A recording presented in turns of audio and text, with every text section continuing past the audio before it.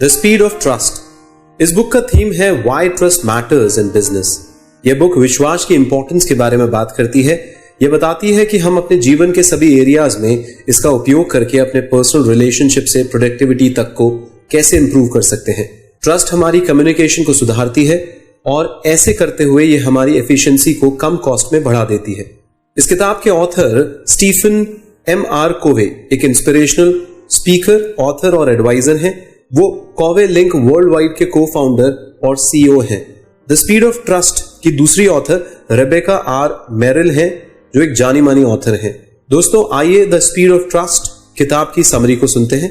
जाने कि विश्वास विकसित करके आप अपने रिश्ते को कैसे सुधार सकते हैं। मैं तुम पर भरोसा करता हूं। इस लाइन का क्या अर्थ है दोस्तों? हम में से कई लोगों के लिए विश्वास प्यार की तरह है, लेकिन यह सच नहीं है।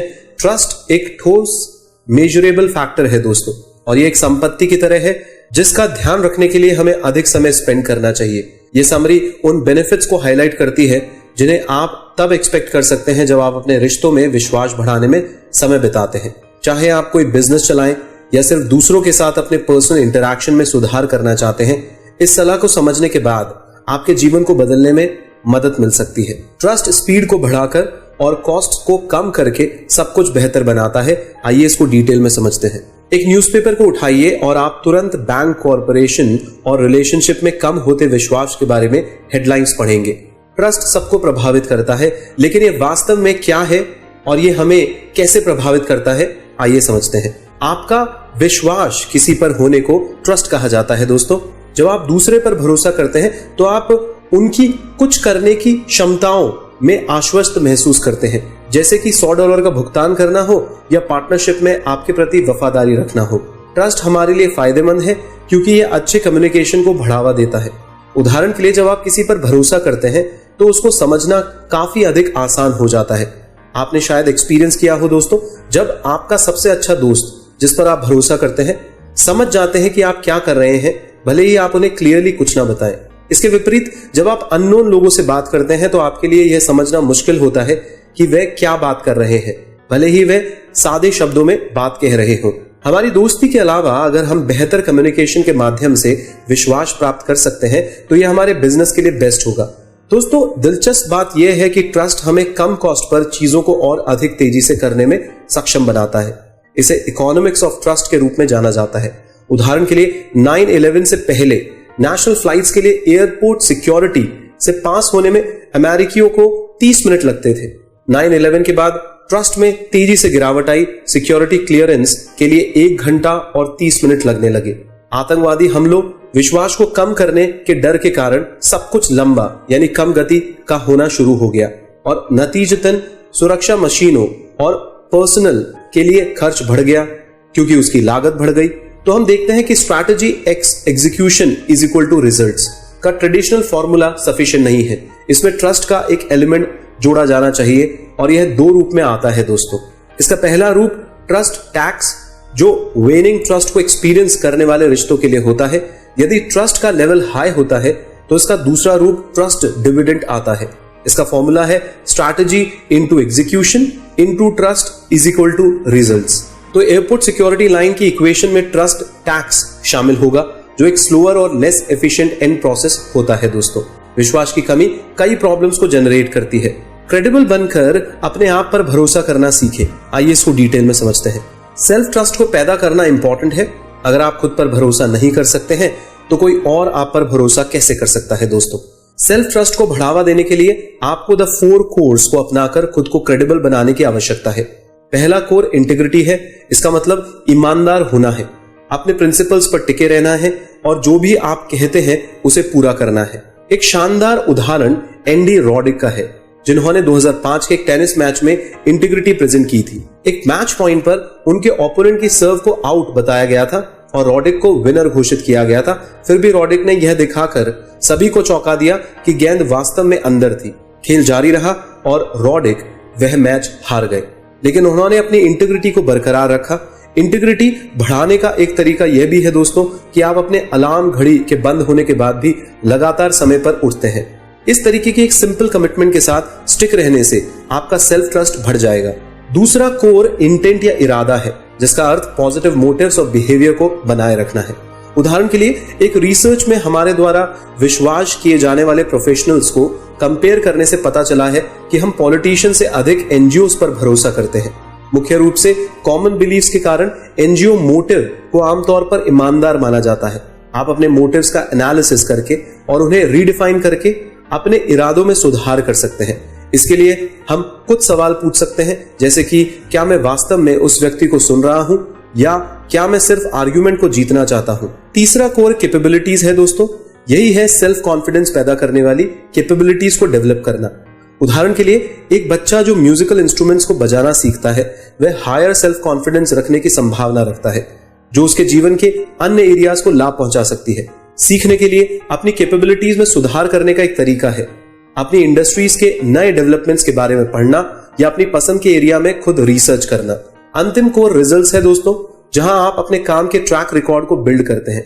उदाहरण के लिए वास्तव में फेडेक्स की रात भर में डिलीवर करने की एक सम्मानजनक प्रतिष्ठा है। इस वजह से जिस तरीके से हम उनके डिलीवरी मेथड्स पर भरोसा करते हैं और कंपनी भी करती है। इन कोर प्रिंसिपल्स पे काम करके हम अपना स्वयं का आत्मविश्वास डेवलप करते हैं और अंत में यह दूसरों को भी हम पर भरोसा करने में मदद करता है। अपने रिश्ते में विश्वास बढ़ाने के लिए अपने व्यवहार में सुधार करें। आइए इसको डिटेल में समझते हैं। अपने रिश्तों में विश्वास एस्टैब्लिश करने के लिए आपको एक भरोसेमंद तरीके से व्यवहार करने की जरूरत है। हम कितनी बार स्कर्ट चेजर पर विश्वास करते हैं दोस्तों, जो आकर्षक और अत्यधिक चापलूसी का उपयोग करता है। अपने शब्दों को स्कर्ट चेजर की तुलना में अधिक इफेक्टिव बनाने के लिए यहां दो चीजें हैं जो आप कर सकते हैं। सबसे पहले सच बताइए। भले ही हम पूरी तरीके से झूठ नहीं बोल रहे हो, फिर भी अधूरी जानकारी देना, डबल टॉकिंग करना या कहानियां बनाना सभी अलग अलग तरीके हैं जिससे हम पूरी सच्चाई बोलने से बचते हैं। प्रॉब्लम यह है दोस्तों कि यह बिहेवियर विश्वास को मिटा देता है, जबकि क्लियर होने पर इसे बढ़ाया जा सकता है। यदि आपको बेईमान समझा जाता है तो आप अपने रिलेशनशिप को बनाए रखने में कठिनाई महसूस करेंगे। एक और चीज जो आप कर सकते हैं वह है कि हम दूसरों को दिखाएं कि हम उनकी परवाह करते हैं। जब लोग सोचते हैं कि आप वास्तव में उनकी परवाह करते हैं तो उनकी आप पर विश्वास करने की संभावनाएं बढ़ जाती हैं। तो आप कैसे दिखा सकते हैं कि आप उनकी परवाह करते हैं?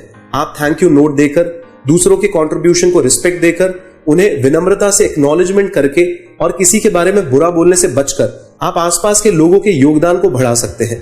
ध्यान रखिए दोस्तों, हालांकि अगर आप इसे अधिक करते हैं तो आप इस व्यवहार से आने वाले सभी अच्छे कामों को बिगाड़ देंगे।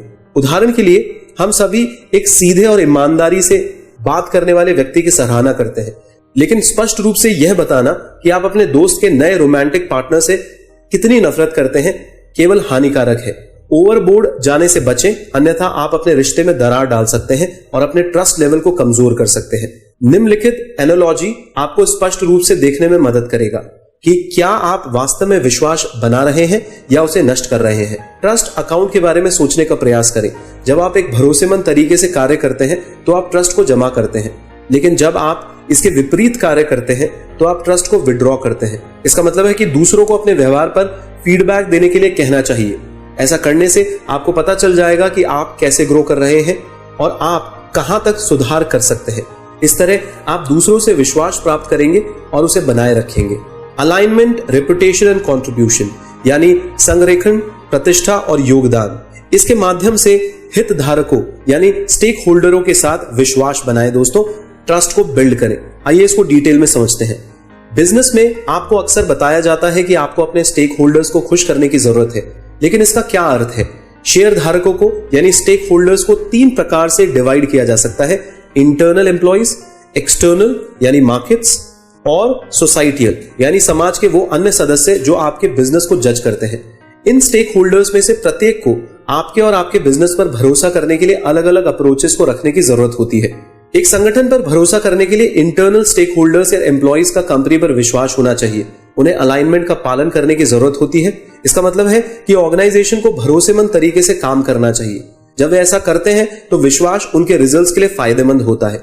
जब एम्प्लॉइज एक दूसरे पर भरोसा करते हैं तो वे बेहतर कम्युनिकेट करते हैं, जो कंपनी की एफिशिएंसी और रिजल्ट्स को बढ़ाता है और यहां तक कि सैलरी और ग्रोथ को भी सुधार करता है। एक्सटर्नल स्टेक होल्डर्स में विश्वास पैदा करने के लिए एक गुड रेपुटेशन सबसे जरूरी होती है। मार्केट के विश्वास को जीतने के लिए आपको अपने ब्रांड या रेपुटेशन पर ध्यान देना चाहिए। उदाहरण के लिए चीनी प्रोडक्ट्स को दुर्भाग्य से ब्रिटिश, जर्मन या फ्रेंच प्रोडक्ट्स की तुलना में कम भरोसेमंद माना जाता है, क्योंकि उनके पास कुछ हद तक कम और अविश्वसनीय होने की इमेज है। शायद आप याद कर सकते हैं जब आपने मेड इन चाइना वाली शर्ट खरीदी थी और केवल कुछ दिन बाद ही इसके बटन और धागे ढीले हो गए थे, तो आपके दिमाग में ऐसी इमेज बन गई है दोस्तों। तीसरे प्रकार के stakeholders societal stakeholders होते हैं। इनमें विश्वास योगदान करके डेवलप किया जाता है। एक कंपनी जो समाज के लिए कुछ अच्छा करके अपना योगदान देती है, उसे अच्छी तरीके से प्यार और सम्मान दिया जाता है। 1992 के अंत में कंस्ट्रक्शन वर्कर्स रॉडनी किंग पर एक पुलिस के एक्शन लिए जाने पर लॉस एंजलिस कैलिफोर्निया में दंगे हो गए थे। मैकडॉनल्ड्स को छोड़कर बाकी सभी इमारतों में तोड़फोड़ हुई और कुछ को जला दिया गया था। जब ये पूछा गया कि ऐसा क्यों हुआ, तो लोकल लोगों ने बताया कि मैकडॉनल्ड्स ने कम्युनिटी में साक्षरता के इनिशिएटिव्स लिए थे और कई स्पोर्ट्स प्रोग्राम को सपोर्ट किया था। वे हमेशा एरिया के युवाओं के लिए जॉब निकालते रहते हैं। तो राइट्स करने वाले यानी दंगइयों ने मैकडॉनल्ड्स को छुआ नहीं था, क्योंकि उसने सोसाइटल ट्रस्ट को बनाया था। दूसरों पर स्मार्ट ट्रस्ट या हमारी क्रेडिबिलिटी को बढ़ाकर ट्रस्ट को रिस्टोर किया जा सकता है। आइए इसको डिटेल में समझते हैं। दोस्तों, एक बार ट्रस्ट खो जाता है तो हम में से कई सोचते हैं कि यह हमेशा के लिए खो गया है, लेकिन वास्तव में ट्रस्ट को रिस्टोर किया जा सकता है। आइए देखें कि कैसे। ट्रस्ट को हासिल करने और उसे मजबूत बनाने के लिए एफर्ट, कमिटमेंट और स्मार्ट ट्रस्ट चाहिए होता है। स्मार्ट ट्रस्ट अविश्वास और निष्पक्षता के बीच की सिचुएशन है, और यह दूसरों के आमतौर पर विश्वास करने योग्य होने की भावना और किसी पर भरोसा करने के संभावित प्रभावों पर नजदीकी नजर रखने से बनता है। मान लीजिए कि आप किसी ऐसे व्यक्ति के साथ बिजनेस करने जा रहे हैं जिसने आपको पहले धोखा दिया है। हालांकि हम आमतौर पर उम्मीद के साथ हर सिचुएशन में अप्रोच करने का अधिकार रखते हैं। हम चेक करते हैं कि क्या सिचुएशन में शामिल सभी लोग नेचुरली भरोसेमंद हैं, और किसी गलती को माफ करके सीधे इस व्यक्ति के साथ जॉइंट वेंचर में काम करना हमारी अपने एक्सपीरियंस से सीखने की कमी को प्रेजेंट करेगा। इस मामले में स्मार्ट ट्रस्ट का अभ्यास करने का मतलब यह होगा कि हम इस व्यक्ति पर तब तक भरोसा नहीं करेंगे जब तक कि हमें विश्वास ना हो कि उसने अपनी गलतियों से कुछ सीखा है। स्मार्ट ट्रस्ट को एक्सटेंड करने से यह भी पता चलता है कि वह इसके बदले हम पर भरोसा कर सकते हैं, और इस तरह बिगड़े हुए रिलेशनशिप को रीबिल्ड किया जा सकता है। ट्रस्ट को आपकी क्रेडिबिलिटी में सुधार करके भी रिस्टोर किया जा सकता है। हमारे लिए किसी और के ओपिनियन को ठीक करना संभव नहीं है, और उन्हें हम पर विश्वास करने के लिए मजबूर करना भी संभव नहीं है। इसलिए हमें ट्रस्ट को रीबिल्ड करने के अन्य तरीकों को आजमा कर देखना चाहिए।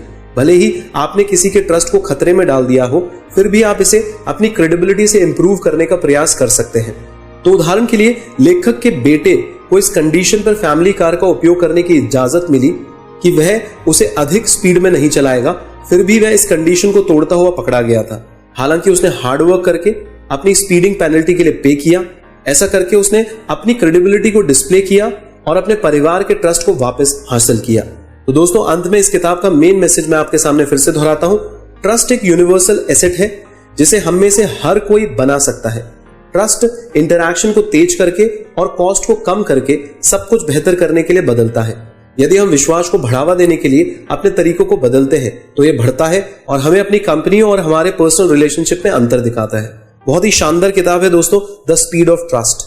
आज ट्रस्ट जब हम किसी पे करते हैं तो हम कितनी स्विफ्टली उसके साथ बिजनेस कर सकते हैं, और जब हमें किसी पे ट्रस्ट नहीं होता है तो कितना मुश्किल हो जाता है उस इंसान के साथ रिश्ता निभाना। अमेजिंग किताब है दोस्तों, आशा करते हैं आपको पसंद आई होगी। हम आपसे फिर से गुजारिश करेंगे कि इस चैनल को सब्सक्राइब करने के साथ ही साथ आप बेल बटन पे जरूर क्लिक करिए, जिससे हम जब भी बुक की समरी को अपलोड करें दोस्तों, तो आपके पास एक इंटीमेशन मेल आ जाए कि हमने किताब की समरी को अपलोड कर दिया है। या आप खुद भी करें या अपने आसपास के लोगों को भी जरूर बताएं कि वो सिर्फ चैनल को सब्सक्राइब ना करें, बेल बटन पे क्लिक जरूर करें। बहुत बहुत धन्यवाद कि आप समय निकालते हैं और इन समरीज को सुनते हैं दोस्तों। यदि आप कोई फीडबैक देना चाहें तो 9829644744 पे दे सकते हैं। यदि आप किसी भी प्रकार किताबी कीड़े टीम की मदद करना चाहते हैं तन मन धन से, तो 9214392149 पे कॉल करके आप हमें बता सकते हैं। बहुत मेहनत लगती है दोस्तों इन समरीज को डेली बेसिस पे इंग्लिश के अंदर अपलोड करने में और जन जन तक पहुंचाने में। तब भी हमारा प्रयास जारी है, क्योंकि हम मदद करना चाहते हैं, क्योंकि हम उड़ान एनजीओ के अंदर मानते हैं कि हम मदद के लिए तो हैं। हमारी तो एक ही कामना है दोस्तों कि आप चैंपियन बने और ज्यादा से ज्यादा लोगों की जिंदगियों में सकारात्मक बदलाव लेके आए। आप दिन प्रतिदिन अपने आप को भगवान के और करीब महसूस करें, आपका मन शांत हो दोस्तों। आप हमेशा हमारी प्रेयर्स में हैं, हमारी शुभकामनाएं आपके साथ हैं। बहुत बहुत धन्यवाद।